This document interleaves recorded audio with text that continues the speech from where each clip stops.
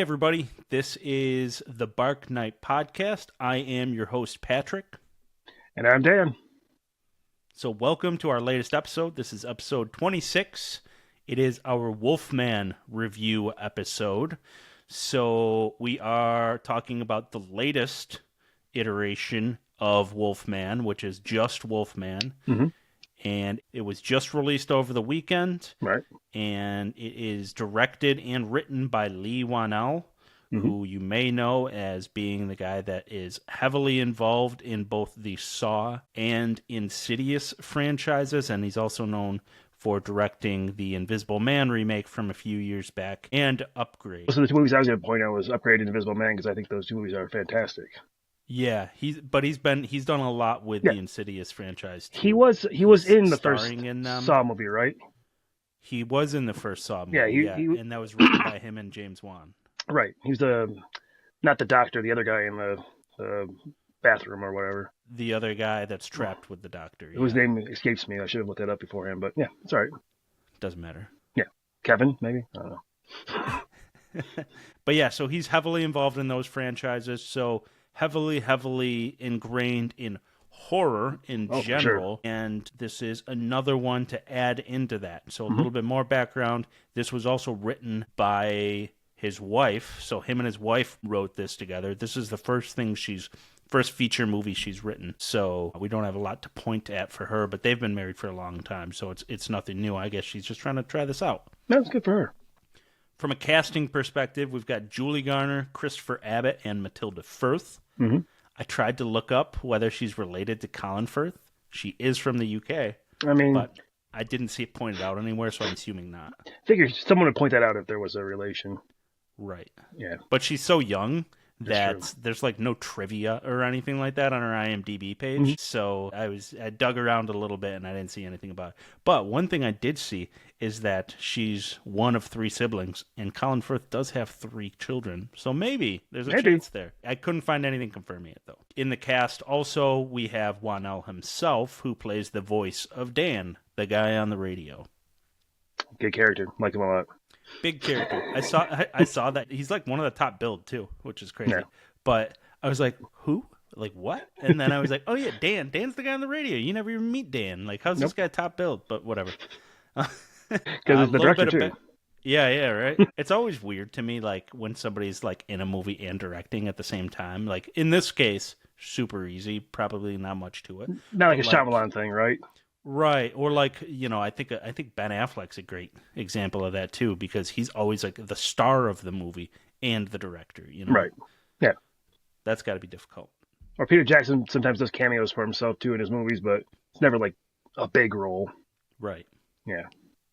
But yeah, so a different iteration of this movie that never came to pass was there was a version that was in development for many years with Ryan Gosling in the title role and a completely different writing and directing crew attached. So that one was probably going to be quite different. Mm-hmm. They had said that the inspiration for that version was like a werewolf version of Nightcrawler, which I think probably would have leaned into the Wolfman being much more of a villain. But that never came to pass. And Nightcrawler, the Jake Gyllenhaal like paparazzi movie, right? Right. You have seen that? Yeah, it's good. Very good. One of my favorite movies. I always thought that era of Jake Gyllenhaal, like, he should have got at least an Oscar nomination for one of those, like that, or Prisoners, or Enemy, if you've seen that. Mm-hmm. That's a really good one. I know of Enemy. I haven't seen it, but I know he's good in it. Yeah, it's very good. It's another Denis Villeneuve. Now he's in his Roadhouse era, so we'll see what happens from here. And so the budget for this movie was $25 million. Box office is, so because it's a holiday weekend, they compile it over 4 days instead of 3. But estimates at this point, I checked before the call, were $12.5 million US and probably around $6.5 million globally. Right, so a bit lower than what they wanted, I'm sure. Yeah, they had the estimates prior to this had them getting $17 million US. Right. So it didn't live up to their expectations, but it doesn't have a massive budget, so it still might it's a big might hitting its budget. It depends how much of a the legs. window it's got in the box office here. Right. But some bigger movies coming out at the beginning of February, so it's got a little bit of a window, but they better get to that 25 million you said before then, because that's when Captain America shows up, and some of those Valentine's Day horror movies are going to start rolling out too. yeah, and movies in this window here of like January, February aren't known for being big box office draws. Right. So a lot of the reason for this is the reviews. Mm-hmm. So Rotten Tomatoes has 52% critics, 58% audience. Right. IMDb has 6 out of 10. So middling reviews, to say the least. Right. I've been tracking it on Threads and Reddit. On Reddit, I was looking at the Universal Monsters subreddit, and they're tearing this to absolute pieces. It is really the worst movie on the planet to people in the Universal Monsters thread. It ranges from the worst movie ever made to, no, I thought it was just fine. So no one goes above the just fine level, huh? There didn't seem to be anybody there talking about it being just fine, no. There might be a reason for that. On Threads, much more positive. Okay, that's good then. Yeah, and I find that people on Threads, that's just kind of how they are. It's more of a horror community there, so people just like horror. It doesn't need to live up to their lofty Universal Monsters expectations. Because we mentioned before the 1930 Wolfman, movie is one of the better movies of that era, and is an absolute stone cold classic. So trying to live up to that is just really hard to do. Yes, it is very difficult to do, and in my eyes, this one set to separate itself from that almost completely, by where Nosferatu is a straight remake, mm-hmm. And it's trying to line itself up for being, it's the same plot. It's the same setting, and it just everything is updated and going further into detail. This, he went a different route, and he's like, well, let me just take the idea of Wolfman and do a completely different iteration of it. Yeah, that's admirable that he would do that. Yeah, like not just rely on what's been done before. Right, and I think that that's a great way to go about this. Obviously, if he was going to go the other way, it would have been very similar to the 2010 version, which I don't think we're to the point where we can do that yet. As much as I would love it, we don't need the Nosferatu version of Wolfman just yet, And and while I would love that, I think that a lot of people out there would be like, well, if I wanted the Gothic London version of this, I will just go watch the 2010 version. Benicio del Toro version. Yeah, we didn't need another. We didn't need a Larry Talbot. We needed a different story. Is what you're getting at, right? Yeah, exactly. So that's the background on the whole movie. So let's start with what we really think of this. So Dan, yes, let's hear what you got. I unfortunately coming in at the high end of that Universal Monsters Reddit. Then I thought it was just fine. I thought it kind of missed the mark for me a little bit, and I think part of that is that I have here like the big scares in the movie, the big scares. They're in the trailer. And like the scenes they're in are so earmarked by the trailer that when you're watching the movie, it's coming. Yeah. Like they're gonna get attacked in the truck. He's gonna get attacked by the doggy door, and it kind of sucks the what's the word here, anticipation out of the moment when it's coming. Out of its sails. Yeah, and the movie's a lot more of a slow grind outside of those big moments, and the big moments are all in the trailer. So I will say, I didn't remember the doggy door one bit, so that one kind of took me by surprise. Well, lucky then. Like, I had no idea that was there. But I think that might be because I had kind of stopped watching these trailers. But with that being said, by and large, I completely agree that if you've seen the trailer, you have seen most of the movie. Right. You've seen all the high points of it. You don't see the beginning, and you don't see the end. No. But you see the rest of it. The entire middle. Yeah. Which is unfortunate, but they got to try to sell tickets. Just sucks that they sold it on the big scare hits, I guess. I don't know how to phrase them. They're not jump scares, but they're the moments of like attack, Yeah.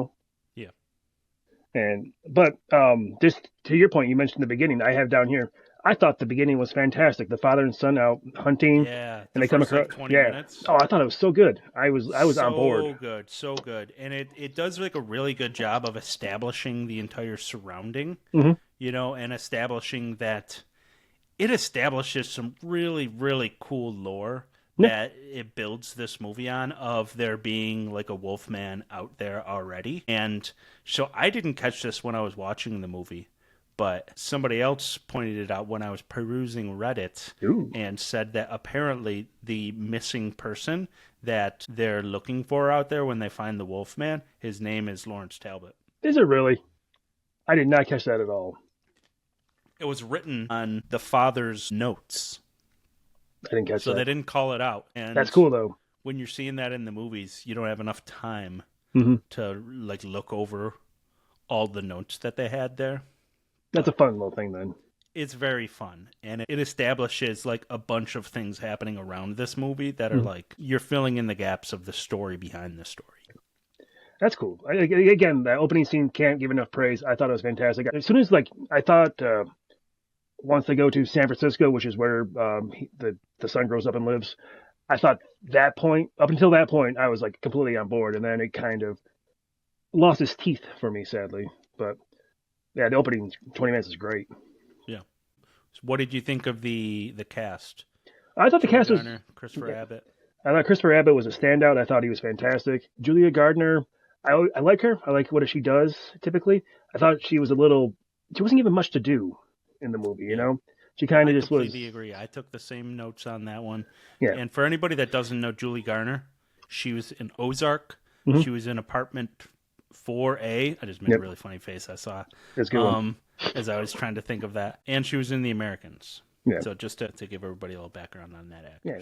Great actress. And just, I wish she had more to do other than just be kind of like, the not grieving wife, but the overwhelmed wife, I guess, kind of stereotype.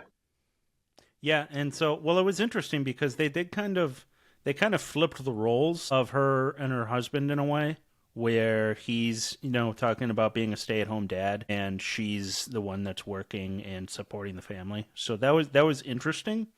I don't know how much it really added to the story, It was like 2 lines and like 1 coffee break and then back to it. Yeah. I will say that when they get there, I was really hoping that we would have a little bit of time with the family at the house, with them going through the house and getting a little bit more backstory and a little bit more explanation on things. I would have really liked that.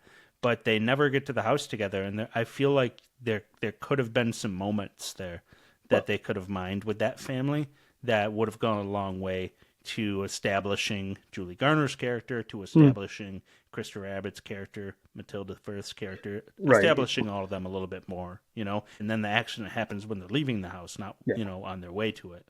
Right. They do get to the house, but when they get to the house, it's full on survival mode, kind of. Not right. like We're in it. Yeah, we're in it. Yeah. So I agree with you. Like the characters weren't given enough to do or to breathe. The wife and the daughter, I thought they just kind of were there as plot points, sadly. Right. But he was great. Christopher Abbott did a great job, I thought. He was, I mean, he's the star of the movie. Mm-hmm. I've never seen him in anything. Didn't know who he was going into this. I looked at his IMDb, and he has some interesting movies I've meant to catch, but just haven't really seen any of them. Did you take note of any of those? Nope. But I can look him up real quick, maybe. All right, keep talking. Yeah, so I'm in agreement with you. Christopher Abbott was really, really great. Matilda Firth was really great. She reminded me of, did you ever watch the movie The Boogeyman? The one that's like the Hulu one with Sophie Thatcher? Mm-hmm. She reminds me of the younger sister in that. Oh, yeah, I'll give you that. Absolutely. Who is also she plays a young Princess Leia in Obi-Wan. So she's good. She's really good. And so Matilda Firth reminded me of her, and she was really solid. Yeah. So some of the ones that I was mentioning that Christopher Firth was in, I just didn't catch. Possessor from 2020. I have seen Possessor. Did you like it? Yeah. It was hard for me because it was good, but it was so much going on and some really brutal violence in it, like overly brutal.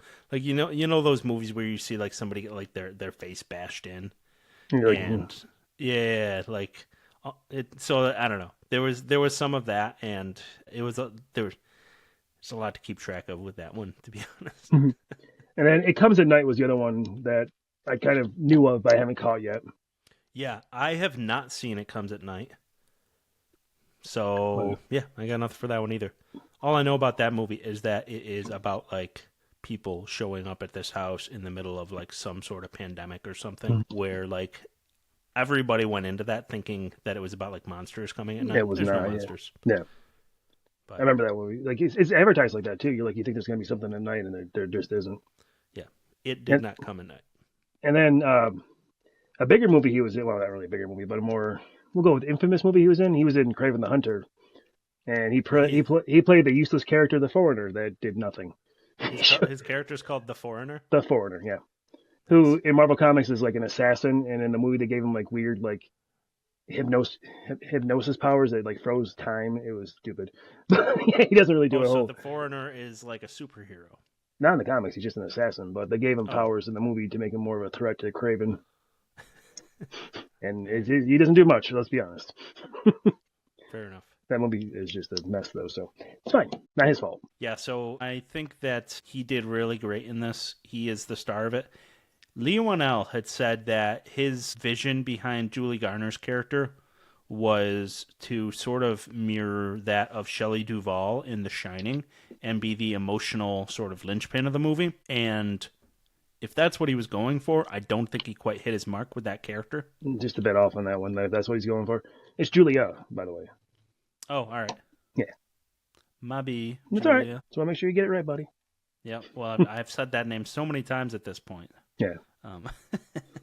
My notes are wrong. That's all right. So, okay. And then some of his other influences for the movie. So I guess before I say what he's stated his influences are, what do you think his influences are? What did you see as the influences of the movie? Oh, so he tried to do like I know that he was trying to really hard, like I know let's go to like Invisible Man, he was trying to do like he wanted to spin on it with the main character there, how she was a victim and like people kind of just ignored the victim, and that's kind of like the angle he's coming in with that one. This one he wanted to do like generational trauma, like the sins of the father type thing was what he was going for. He very much wanted to have it be like the father that of Christopher Abbott's character was an abusive d-hole, so he was showing that like kind of like generational trauma is the word for it, like because the father sucked, the kid's gonna be mean pretty much, and like that's kind of like he's trying not to be that. There's a scene where the daughter like hops up on like a guardrail and he tells her to get down, and then he like apologizes because he yelled at her. But so I think that's his big influence. That's what he was going for. I mean, I don't know if it's influence, but like he was definitely trying to get across like the sins of the father, generational trauma type thing. Right. And I don't think that's quite fleshed out, but I see what he was going for with it. And I think, it kind of adds to the tragedy of it, of the Wolfman character that, like, he even states in the movie pretty plainly, he, like, says it, that sometimes your father does things that, like, scar you. Mm-hmm. And, like, he wants to make sure he doesn't do that to her. But I mean, this whole experience is going to scar her. Oh yeah, like... for sure. She's not gonna be a normal human. No.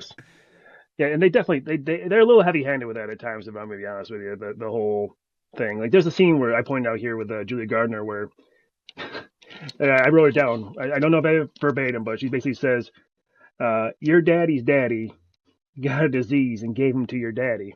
Something along those lines. I'm like, okay, you can calm down with that. We get it. Right. We were talking about influences, and I kind of went off on my little tangent about the generational trauma thing that I noticed. Yeah. So what did you see as the influences? Like other movies wise? Yeah. I'm not really sure. I can't really put a finger on it. What did you get? Okay, so this was discussed pretty heavily leading into it, and it's The Fly. Oh, geez, yeah. I knew that. I've heard that. The main influence that he had for it. In all honesty, knowing that going in, I expected more of that. You know what I mean? Like, I thought there was going to be a lot more physical transformation, a lot more like sort of like, you know, obviously you've got the scene where the claws are coming in and it pops the fingernails off, and there's a little bit more, but in the way of like body horror, there wasn't a lot, you know? Right. There's not like a transformation scene like American Werewolf in London. There's nothing like that kind of like full transformation. Like there's like little pieces, like you said, as like the nails come in, or like he loses teeth here and there. But like right, the full body horror, part where he like pops his jaw, yeah, stuff like that. But there's no like full on like the American Werewolf in London transformation. Like there's nothing like that. Which when you hear the influence of The Fly, you think there's going to be one of those. Right. The transformation in this takes place over the entire movie instead of just over the course of a couple minutes, like a lot of these movies. And what's also interesting is it seems like it's a permanent transformation, right? It's not like, okay, nighttime you become the wolf and then daytime you're back to normal. Like, no. You're that. I get the vibe that this is just who you are now, and during the daytime you're just sleeping. I don't know. Right. Because, well, no, that'd be going too far into spoilers, but any other character that had the same kind of affliction, you don't hear about them outside of the wolf part, you know? Right. So I'm with you on that. That's got to be that's how I think it would be. Is like once you're transformed, you are that now. Yeah. So, with that being the case, The Fly, the transformation takes place over the whole movie for that. It does. I guess there's not really a big transformation scene in that, is there? But there's big pieces, you know, where I think it's more, I guess, psychological how he transforms in this. You know, I think there's a lot of physical aspects, but by and large, you saw most of the physical aspects in the trailer too. Right. But the part they're really diving into is his psychological awareness, so to speak, at each one of these scenes, like how connected he is to his family, how much he can understand his family. And throughout all of that, I will say Christopher Abbott, like I said, does great, but I would have wanted a little bit more of a transformation when he finally becomes the werewolf at the end, towards the end. So I think that would have been cool. More hair, probably, you know. Kind of reminded me a little bit of the crawlers from The Descent for a little bit there. Yeah, like I saw that kind of look in the creature. Or almost like Scott Speedsman's character in Underworld, where he's like almost like a werewolf vampire mix. You know, you see in Underworld. You know that guy I'm talking about. Reminds me a lot more of that. Sure, I'll give you that. Than like your traditional werewolf. So I think that this is the thing that stood out to me coming out of this movie, is I thought it played it a bit too safe in many parts.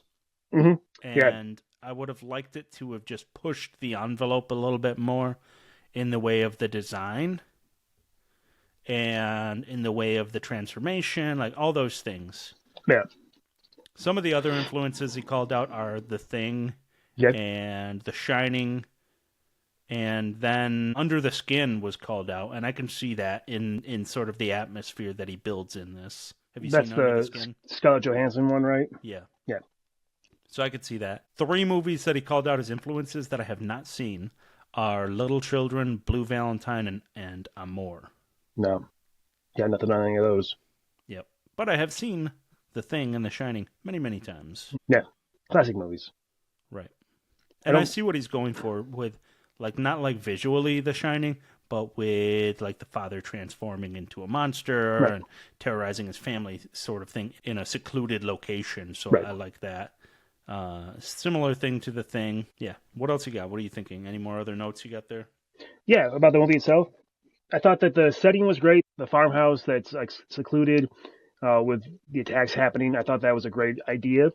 As you said, isolation, like The Shining, lends itself well to such a movie. Like the atmosphere, I thought the music was good. The effects overall, I thought were good. I wanted more, like you said. I have a note here saying, "Wish more wolf." So I think that gets it across. I will say, So with the werewolf thing though, him fighting the other werewolf, Spoilers. the werewolf fight we get towards the end, not even that far towards the end, but like past the halfway point. Yeah. That's a very good fight. But because it's so fully quick. Practical. But it's so quick. It is. It is very quick. I would have liked more for that, but yeah, that was a cool one. Yeah. It's better than the fight we got between the two wolves in the 2010 version. Very much so. I remember that being very CGI and like there was like bad fire. Super It was bad. Yeah. So yeah, the effects were good. Effects were good. Atmosphere I thought was good. Setting I liked. The acting I thought was good. Yeah, that's all I got for the positives is those things. Yeah. I had a couple things like for the dialogue. I brought up that thing about Julia Gardner and your daddy passed the disease to your daddy thing, and then also I thought that the scene with the one other character, Dan's son, whose name escapes me. Blake is or is the father's name? The father's name's Blake. Father's Blake. Blake, Charlotte, and daughter was Ginger. Grady. Yes, Grady. Who's our dude from Upgrade. He gets another role in a Leigh Whannell movie. Nice. He's a bad guy in Upgrade. I thought his dialogue was very weird with the family. Like there's this, like they're in the truck and he goes, "Bet you wake up every morning and thank God you had this beautiful family." Huh? I'm like, no one says that. No one would ever say that in a conversation. But that character doesn't last much longer than that. Spoilers, but yeah, it just that I didn't like that part. I didn't like how any of his dialogue didn't seem natural. Yeah. I think his whole thing is that, I guess sort of what they're alluding to in this whole movie is that everybody that lives in these mountains is aware that there's a werewolf up there. Mm-hmm. Or at least something, right? Yeah. Oh, yeah, absolutely. Nobody goes out during the day, and he's like, everybody's been, over the 30 years that pass between the opening scene and now, most people have just given up and moved away. Yeah. But he's up here, probably his whole family is dead at this point. You know, I'm guessing his dad's dead. Anybody he's loved is probably dead. And so he's just been up here sitting in a tree stand. waiting for one truck to luckily pass by so he could have a weird conversation with them. One of the things that I thought about was why is he still sitting there if it's so close to dark? Right. You know, because it gets dark. Like 10 minutes, like a minute later in the movie, but yeah. If it's not that far to the house, why are you not home? Like it's so if it's so dangerous out. Yeah. So that was like, all those things to me are like, okay, like why? I think this needed a little bit more fleshing out. You know, this character, he could have been brought on as like a friend of the family. Maybe he helps them there and then helps them move in and get situated and then stops back periodically and. There you go. You know, flesh that character out just a little bit more, except for him being a weirdo. Yeah. You know? I have to imagine the reason they didn't have them get to the house is because they wanted them to have things in the house and for you to go through the discovery of them in like a haunted house sort of manner. Oh, sure. I got you. Like the CB radio type thing. But if they're going to be there for a week, they're going to discover all this stuff anyways. You know, you don't have to have them have discovered very much before, you know, things start happening, right? Yeah, right. I agree with that. And as you said, fleshing a character out was never a bad thing. Instead of just weird guy in a deer blind says some weird things in a car ride. That's the character. Yeah. But one thing that kind of bugged me, we didn't see a single person die in this movie. Not one. The one character that does die, you don't see it. Nope, off screen. Yeah, so it's a very toned down transformation. You hear what seems to be him getting killed, but you don't see it. Like, nope. So it's, you know, so those things, like, I think it all plays into that idea I had that played it a little bit safe. I agree. Yeah, like if you're gonna have a werewolf movie, you're gonna have someone get torn apart in a werewolf movie. Don't just show us a bloody arm like 45 minutes later. Yeah, you know. Yeah. So I wonder if they're going for PG-13. This got toned down in post. Yeah, maybe. You know, because it's not like Leigh Whannell is known for his toned down movies. It's possible he toned it down because he didn't want it to be, them pitching this as from the writer of Saw, but a little bit more. I mean, even Upgrade, that's crazy violent, but it is. I don't think that, it's not Saw or Hostile violent. Yeah, but it's violent up there. Yeah. And Invisible Man's definitely not very violent. There's there's some pretty gruesome stuff in Invisible Man now that I think about it. Yeah, I think that this just doesn't quite live up to Invisible Man. No, problem. I don't think so. But I will say one thing I want to add too is that there were many, many scenes in this that I couldn't tell what the hell was going on. It was so dark. Too dark. I have that written down here too. After this and Nosferatu, I'm ready for a movie with just every scene's in the sunlight. Right. Presence comes out on Thursday, so that's true. That looked pretty bright. It did. But yeah, overall, I think if we're gonna just kind of give our final thoughts on it, I have here that this is kind of like a weird analogy for me, but it just popped in my head. Burnt Cheez-Its. Like when Burnt Cheez-Its came out, I'm like, that's exactly what I wanted. I was excited for it. What was on the box is what I got. I had it. I'm like, I wish it was better. So that's how I feel about this movie, is that I kind of just wished it was better. It does what it's supposed to. It's a good time, but I think it just missed a little bit for me. Yeah. So I guess the bottom line for me for this is that, I mean, I guess it's pretty similar to what you said. I got exactly what I expected. I just thought I was going to get a little bit more. Right. Like, we're going to do like an out of 10 thing. It's like a 6 out of 10 for me, I think. Yeah, me too. Yeah. I might go 6.5. Yeah. Just because. But I don't think it earns a 7. No, unfortunately. There's a lot of cool stuff that's introduced in it that, like, if they wanted to make a sequel to this, I'd still watch that. Oh, there's clearly I think other creatures out there. Yeah, I think that the first 20 minutes are so good. So good. I was so pumped and excited after the first 20 minutes, and then it just never reached that again in the movie. Yeah, it didn't. There was a lot left on the table with it, Mm-hmm. Like even when the wolf is like trying to get into the house, I think that it could have done more with that. Right.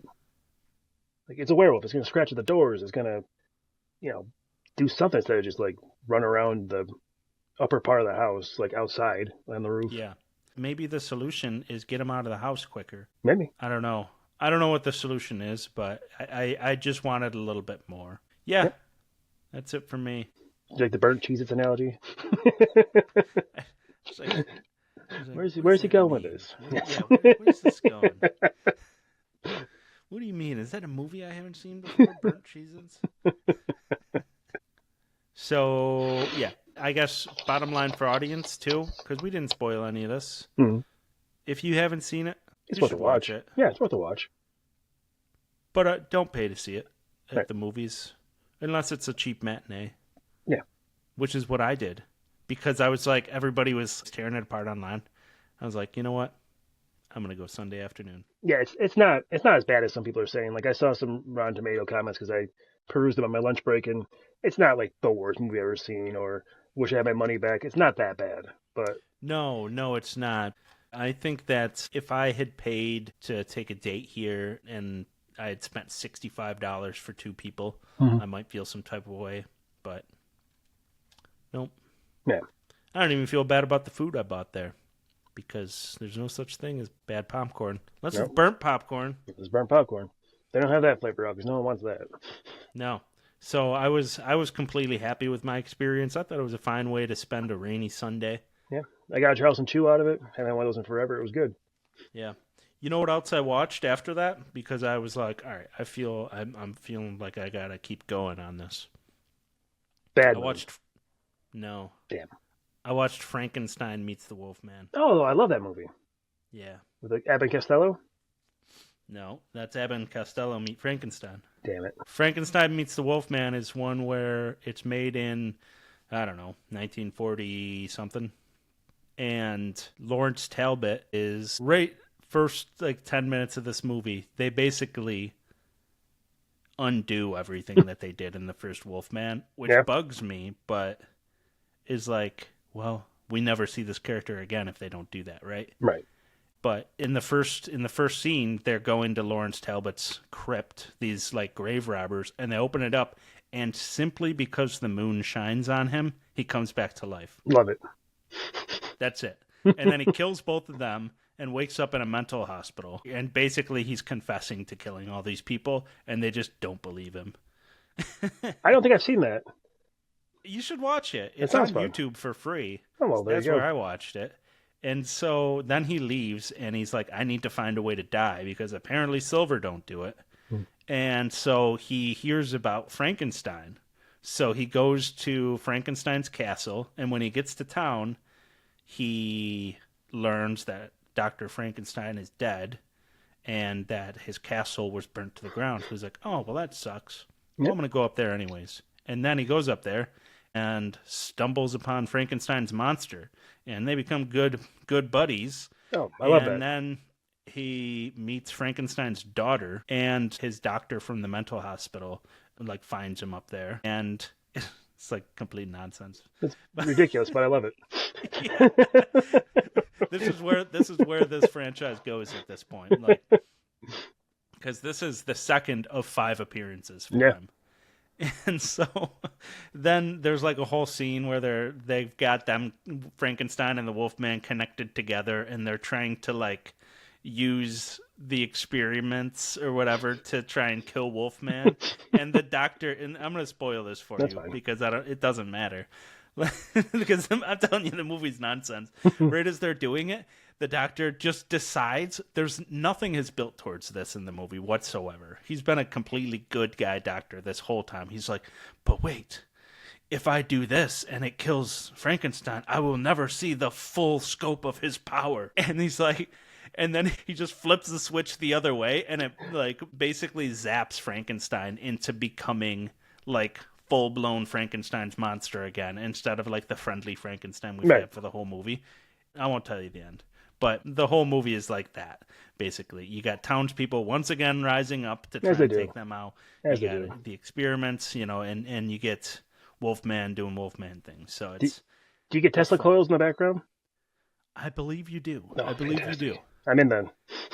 And it's in a crumbled laboratory instead of like the normal one, because the castle has burnt down. But like, they're going through the castle, and they're like, oh look, all this equipment is still in great shape.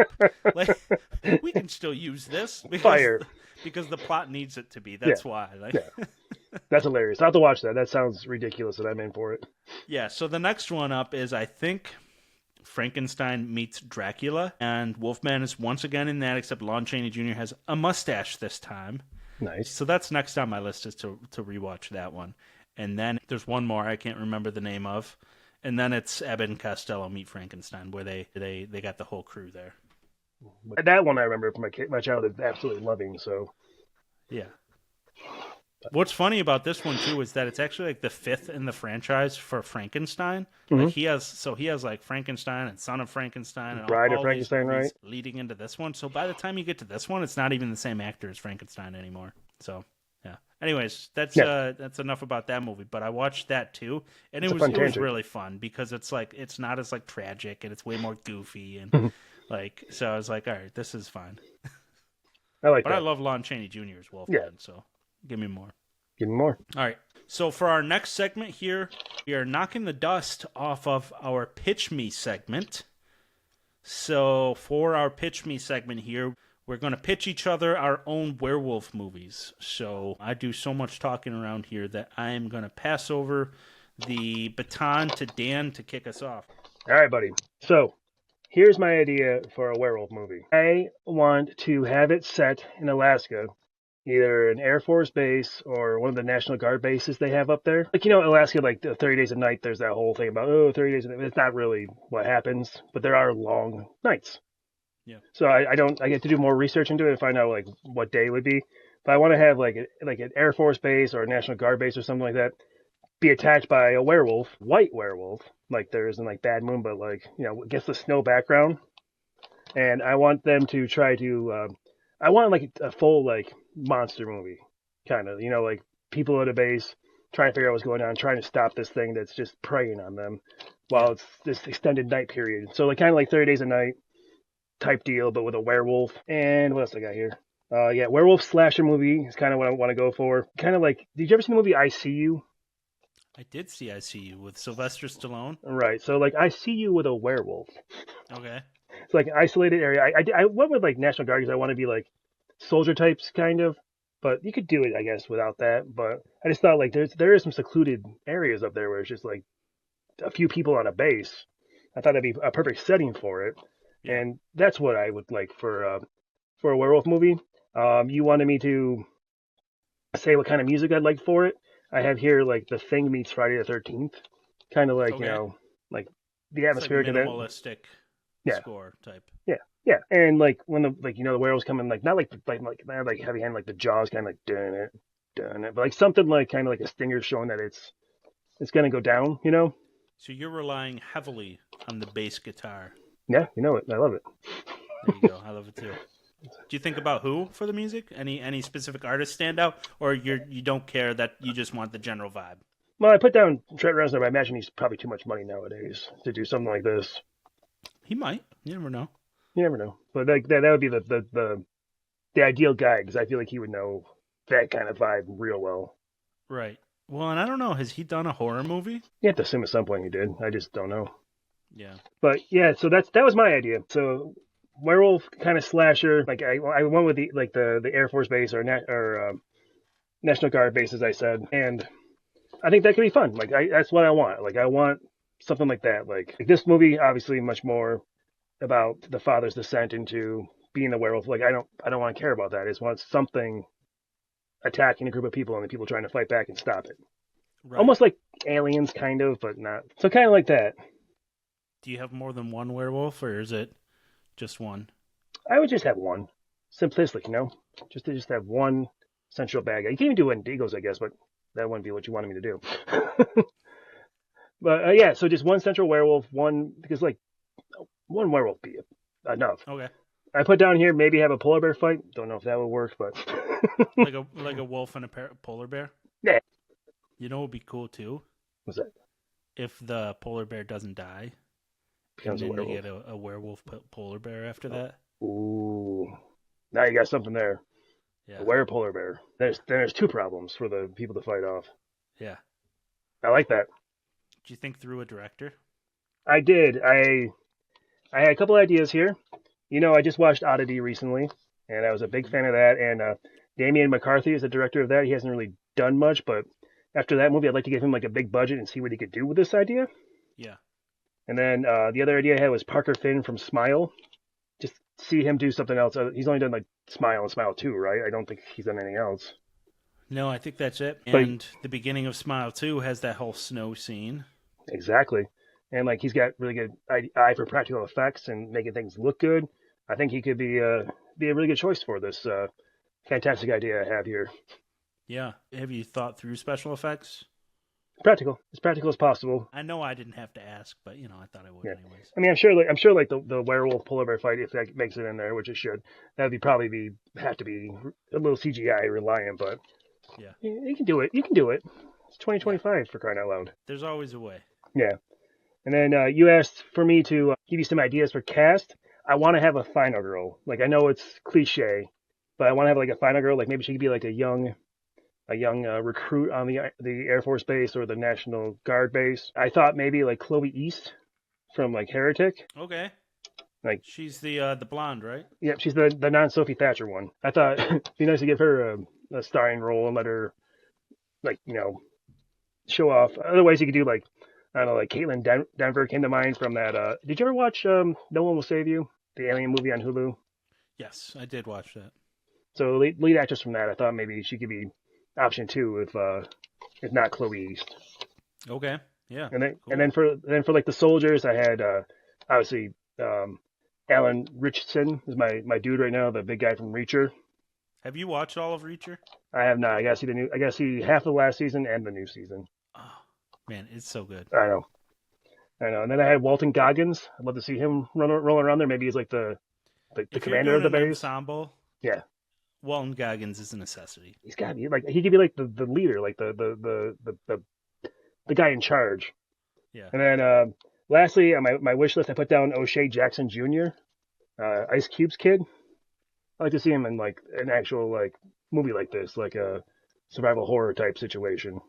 Yeah, So that's cool. I like that.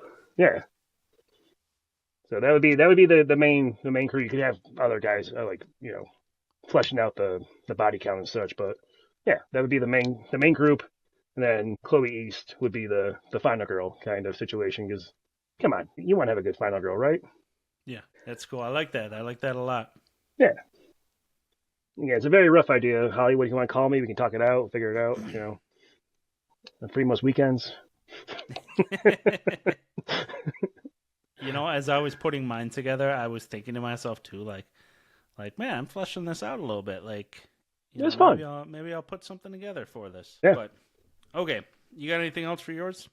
Oh no, dude. I think I hit all of it. I think I hit it all there. Yeah, werewolf slasher. Yeah, that's what I Okay. want. So for mine, as I thought this through, I kept thinking to myself, how do I try something that I haven't seen before? Because I don't want to do like, I mean, I guess to kind of do the Leigh Whannell thing.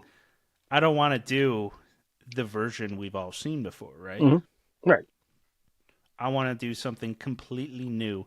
And so initially the idea, and this isn't what I went with, but the idea came to me of like, okay, how do I do something that's way, way back in time? So the first idea I had was like an Aztec civilization werewolf. And I was like, all right, that could be a really cool idea. And so I started looking into it a little bit. And as I looked into it, an idea occurred to me that, I mean, quite simply put, I just couldn't get it out of my head. And because that's how my attention span really works, Sure. once I get an idea in there, sometimes I've got to just like flush this thing out and really dig into it before I can move on to something else, right? So the idea that I had is ancient Greece. Oh, nice. And so this comes from what I found while I was looking into Aztec civilizations is that a lot of people take the origins of werewolves, the lore originates in ancient Greece. Right. And it comes from the idea of there was this king there named King Lycaon. There's a couple different pronunciations of that, As you but the do. the story behind it is that he tried to trick Zeus into like eating human flesh. Basically, he was trying, and I'm not, I haven't read that story in so long that I don't really remember the specifics of it. But I came across this, and it kind of reminded me of the whole thing. And I was like, oh yeah, that was the thing. And so Zeus's retaliation for that is that he turns this king and his, I think, 3 sons into werewolves. And so I thought that going that far back in time really leaves a lot of places to go Oh if yeah. you move on from that idea and want to keep building towards it. So if this is the first in a movie series or the first in a book series, whatever, this is the origin, right? Mhm. Right. And so I took it and I was like, I'll base this on Greek mythology, but I'll deviate from it as much as I feel like, Sure. you know. And so when the king and his sons, they're cursed to become werewolves, and there's like an initial scene where the betrayal happens and they are captured and cursed. And I figured, like in my head, I'm like, okay, so this kind of like this whole idea kind of is like a different sort of like version of what happens in the Mummy. Right. And so on some accounts it's mirroring that, because these are all in that same vein with each other. It's okay if they mirror each other a little bit, but I try and deviate as much as I can. But I also figured not going to call out Zeus. That's not a thing I want to get too far into, Right. because then you've got like The it's whole just I pantheon. think it restricts things going forward too much in my head to be Mhm. like, okay, well, if like Zeus would want to be keeping track of them, Right. and like I'd be like, I don't want to deal with any of that You, nonsense. you don't want to have him send Hercules after him or something, right? Right. I don't want any of that. Yeah. And I think it handcuffs my lore just a little bit too much. So the idea would be that I come up with some sort of betrayal in an initial scene that leads into a ritual. Like a witch or So something, right? so something like Yeah. that. But there, it can there's fires around, and him and his sons are like in ropes, and a group of people are performing a ritual on them. That and in that scene, you see all three of them, or all four of them. You see their werewolf transformation. The lore I've established in my head is that these four are always werewolves. Anybody that they make a werewolf will follow the Mary Talbot. Right, but they 100% werewolves all the time.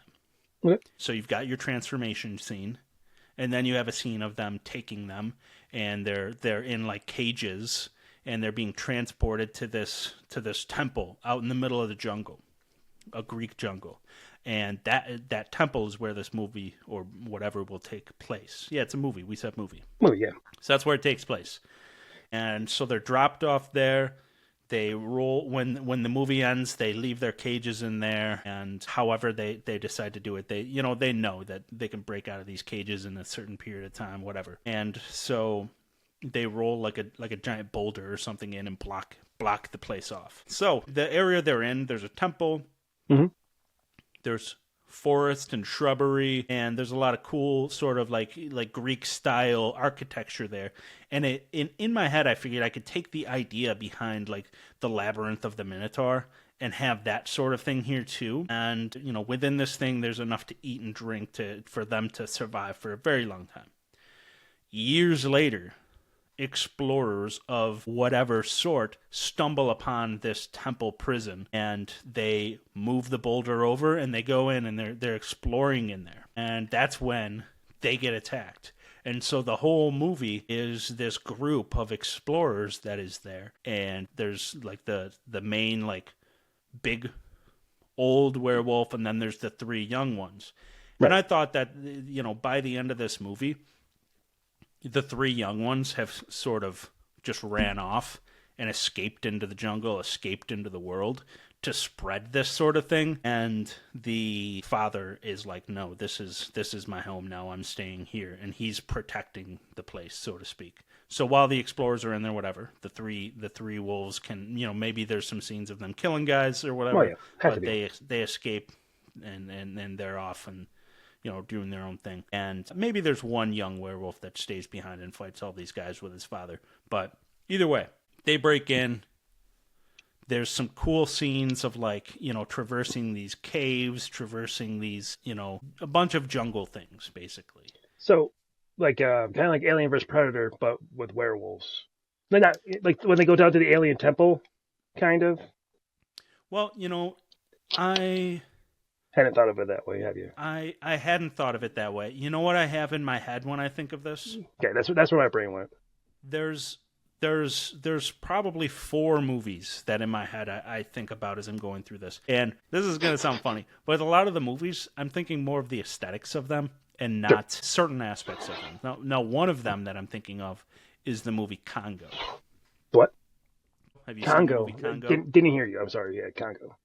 Yeah, so some of it reminds me of that. Okay. There's a jungle, there's ancient architecture, things like that. There's a temple. Yeah, exactly. So some aspects of that, but the biggest thing I'm thinking of aesthetically is, have you the movie The Fountain with Hugh Jackman? Oh, geez, I saw that once. I thought it was boring. But yes, go ahead. There's 3 storylines in it, and in one of them, he is like this Spanish conquistador who's trying to find the Tree of Life. And there's like somebody protecting it with like a flaming sword, and there's some really cool visuals, and that's sort of like the visual aesthetic I'm thinking for this is, you've got people traveling through these like jungles and caves and everything, and they're using torches to see and all that. I think you can play with the darkness. You can play with the fact that there's no technology. They're just swords. Maybe they've got muskets, depending on. But I don't even think I'll have that. I think it's swords. It's old school torches for light. Yep. Yeah, all of that. And 2 movies I was also thinking of as I mapped this out in my head was Brotherhood of the Wolf and The 13th Warrior.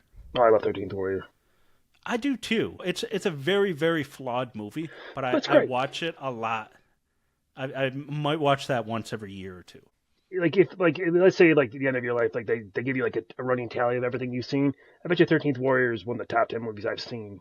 It's like a comfort food kind of movie for me. I used to throw it on all the time. Yeah.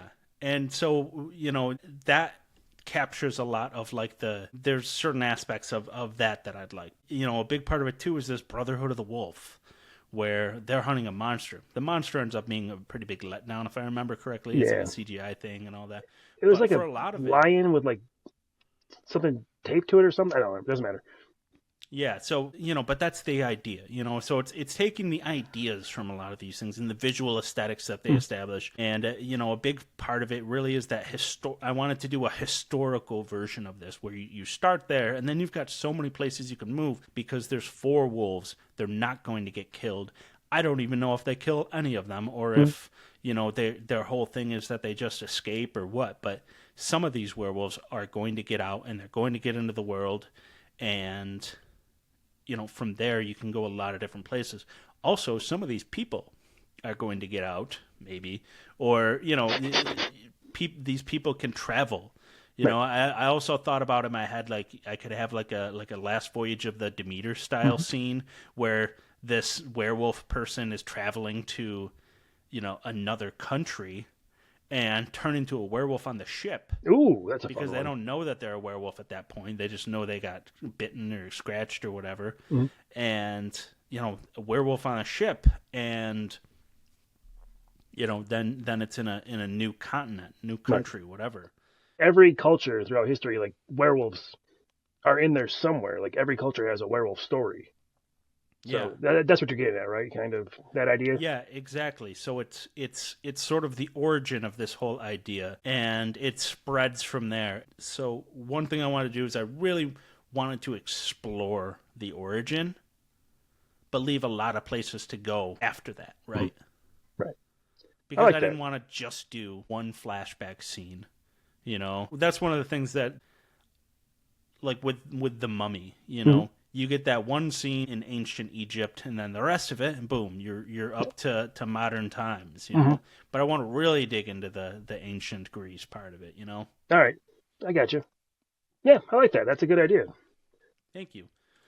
So next on it, I had my cast. I hadn't mapped out who these explorers are that arrive there, but without getting into the intricacies of the historical, I want to be historically accurate with it. Sure. But if they're just Greek, I'll just use Greek actors. There's not a ton of those that I could find. I know in movies a lot of times they'll just cast Australian guys. As you get Russell Crowe as this. I don't think I'd want to put Russell Crowe in this. Flying around the world. Yeah. One person I found was apparently Theo James is 1/4 Greek, so he could be one of the main actors in it.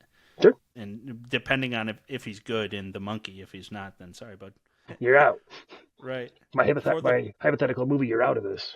Right. For director, I thought through a lot of different things for this. So I thought of Fede Alvarez, I thought of Scott Derrickson, I thought of Eli Roth, Sam Raimi, Jordan Peele, Guillermo del Toro, George Miller. I even thought about Radio Silence. I almost went with Radio Silence. Right. James Wan, Mike Flanagan, Damien Rugna. A lot of different directors I thought of there. But I ended up settling on David Bruckner. Do you know David Bruckner? I don't know offhand, but if you give me a hint. So David Bruckner was one of the original directors in VHS. Okay. He came back for VHS 85 after he did a bunch of movies. But 3 movies that he did that I'm a big fan of all of these are The Ritual, Okay. The Night House, Oh, nice. and Hellraiser 2022. Okay, I haven't seen that third one, but the other 2 are very good movies. Yeah, those 3 movies, and even like his VHS segments, they all vary from each other so much. So it shows that he's got the ability to make a lot of different types of movies, right? But they're all scary, right? Right. So I think putting somebody like that in charge of this will help keep it in that feeling of horror, right? Because this whole idea, it's very easy to, once you start get into this, want to make it a historical epic or make it, something like The Mummy. An action adventure. An action adventure. Right. But like, I don't think, from a perspective of, if we're talking budget, I don't need a whole scene where it's showing, ancient Greece from a high level view where you've got to have these amazing special effects. I think, from a lot of these perspectives, it takes place in camps. It takes place in rooms, having caves and temple steps and those sorts of things. It's not that expensive, right? So you can keep a manageable budget for this thing, $50 million or less, probably. But, I mean, in all honesty, the way Hollywood budgets work, who knows? No idea. Nosferatu cost $50 million. But you look at some of these movies that cost $250, $450, none of it makes sense to me. Like, where did all that money go? One thing that doesn't make sense to me, you say, Talk to Me, the horror movie, is like $5 million. Right. Wolfman, that we just talked about, $25 million. Right. What's the $20 million difference between those movies? Because I don't see it. I don't see it either. If you're trying to manage the budget, a lot of this can be done in small sets, I think, would be the thing. But the atmosphere I'm getting is dealing a lot with, monsters in the dark. You get, there's so many horror movies where you've got, so for one, practical effects all day. Yeah. Play with using the sound. Play with using the darkness. Play with the fact that, there's a lot of movies in the forest where you can really establish a certain amount of fear on what else is in this forest because you can't see what's 10 feet in front of you. Right. Same thing. A lot of horror movies dealing with caves, dealing with all these things. So there's really the ability to play with a lot of those things, and I really would want to dig into that. And I think that The Ritual and The Night House are very, at the heart of them, they're very scary, especially The Ritual. Some of those scenes in that where they're dealing with the forest and everything, that's what I want to feel. And that's why I chose him for this. That's a good call. There's some of those scenes in that movie are they stick with you, and that's what you want. Yeah, exactly. But yeah, so special effects, practical werewolves all day. All day. Only one transformation, but it's the three of them in that opening scene, and then the movie takes place at the labyrinthian temple the whole time with some jungle scenes and whatnot, use of torches, all of that. That's fun. That'd be a fun movie. I like that. Yeah, and I like your director call too. That's a very he didn't pop up on my when I was thinking about it, but that is a good call. That guy. A lot of the guys who did so many directors before I went with him. Those VHS movies really kicked off a lot of good directors' careers. They did. They really did. And the first one is super, super good. Yeah. Okay. So, you got anything else for any of the Wolfman or any werewolf talk or anything like that? Nothing. I haven't written down. Oh my God, English. I have nothing else written down. I meant to say there. But okay. Yeah, dude. All right. Just a couple pieces of news here. Love it. Then if you got time for a physical media showcase, we can jump into that and then we're out of here. Okay. So for news, first off, non-horror related, Daredevil Born Again dropped its first trailer, full trailer. Did you watch that? Saw it, loved it, excited for it. I'm finishing up because the Netflix Daredevil series I gave up on because I knew it was going to be canceled. So I never actually watched it. I know, it's a mistake. But I'm working through it now, so I have it done plenty of time. The trailer hyped me up. It looked brutal. I love it. That's what the vibe I think they need to go for. I'm glad they're reaching for it at least. The villain Muse I know very little about, but it's cool to see him. He looked very menacing in the trailer. Of course, Vincent D'Onofrio, Kingpin. Love it. Just super, super hyped about that. The trailer did its job on that one. Yeah, it really feels like they're digging into a lot of these pieces that are part of the most recent run of Daredevil that leads into Devil's Reign. If I remember correctly, there's also a piece at the beginning of it where he does hurt or kill somebody, and they introduce like this detective that's after him because of that, and he stops being Daredevil because of it. Right. And you hear in the trailer, he says like, he's not Daredevil anymore because he made a mistake and hurt somebody or something. And so it seems like they're dealing with this latest run, which is very good. Yeah. And Devil's Reign is awesome. So if they're leaning towards that, because Devil's Reign is when he's mayor. Right. So if they're leaning towards that, that's super good. So I'm excited. That'd be so cool. If they actually do fulfill that, but they got a ways to go still, but it's exciting. Yeah. Next up, so it's official that Joel McHale has joined the cast of the newest Scream movie. Oh, really? As Sidney's husband. What happened to McDermott? That's what I'm saying. You mean Patrick Dempsey? Yep. Sorry. McDermott. The Bills head coach is in there? Yeah, so I don't know what happened with Patrick Dempsey, but everybody's predicting online that he either didn't like the script or there were budget disputes. Right. Because I just started the newest season of Dexter, and he shows up in that. I'm like, oh, this dude's gonna have a good year, but apparently he didn't do Scream then. Apparently not. I mean, it's also possible that there were scheduling conflicts, which happen all the time. But Joel McHale? Joel McHale. Yeah, a lot of people are like, yeah, this dude's not surviving the movie. No, he's got like opening scene kill all over him. Right. Oh, by the way, and he's got the same name. Oh. I saw people talking about this online. Everybody thinks it's because in one of the latest Scream movies, they mentioned that her husband's Mark. And so everybody assumed it was Patrick Dempsey's character named Mark. But they're guessing that because of whatever caused him not to be in this movie, they're like, well, we mentioned him in the last movie, so this guy's name still has to be Mark. And so they just named Joel McHale Mark to account for that because they never said his last name or whatever. Nice. Well played in that part.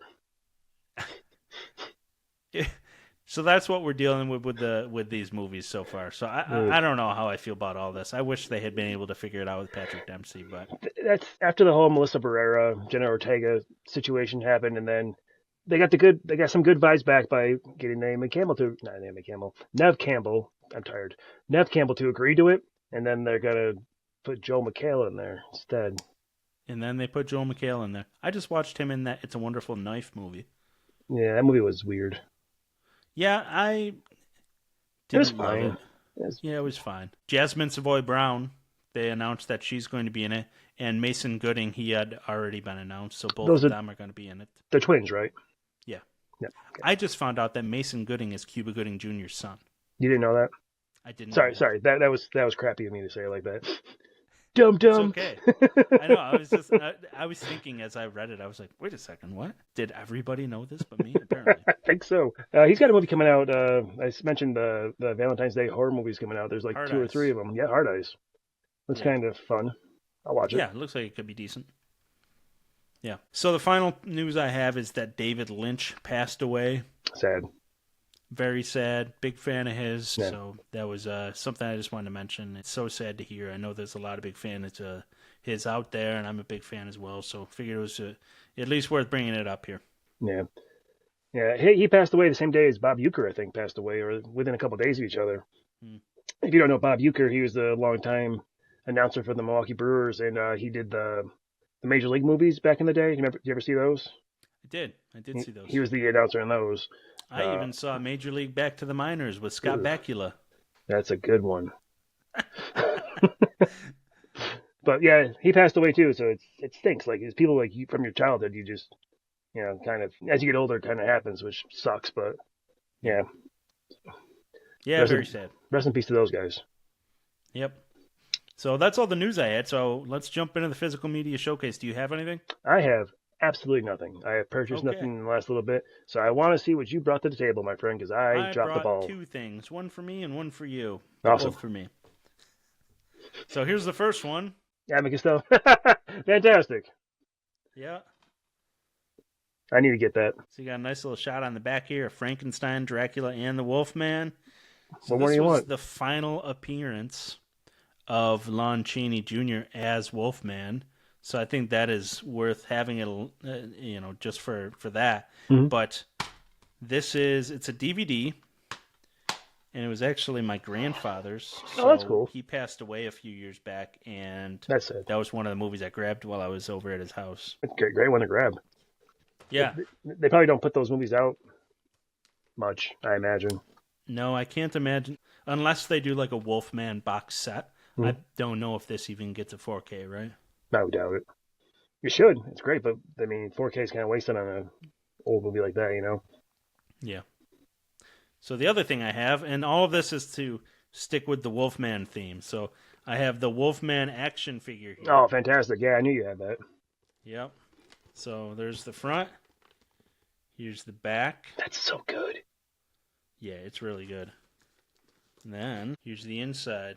Yeah, man. I should have bought that. Well, I'm sure you still can. Yeah, it's gone. It's past. No, it's really cool. I love looking through the horror action figures at like Walmart, Yeah, it's great. Target. It's always fun. And then they usually have like Ninja Turtles, like some version of that. I Yep, saw that. I Did you saw see those. the Ninja Turtle classic monsters? Yeah, Those are fun. I kind of wanted one of those, but I didn't pull the trigger on it because they're like you 50 should. bucks. They're still available. Well, we'll see what happens. Yeah. But yeah, that's what I got. I got the Wolfman DVD, Evan Costello meet Frankenstein, but Hmm. they meet all of them. Yeah, And I got the Wolfman action figures. So that's my physical media showcase for the week. pretty badass. Yeah. I'm jealous of both of those things. All right, well, that's all I got for today. Yep, I got anything else on my end. All right, awesome. Well, thank you everybody for joining. Please take some time to subscribe to the show on YouTube, Spotify, Apple Podcast, or wherever you're watching or listening. Please follow me on Threads, Instagram, and Blue Sky. It's at Bark Night Podcast.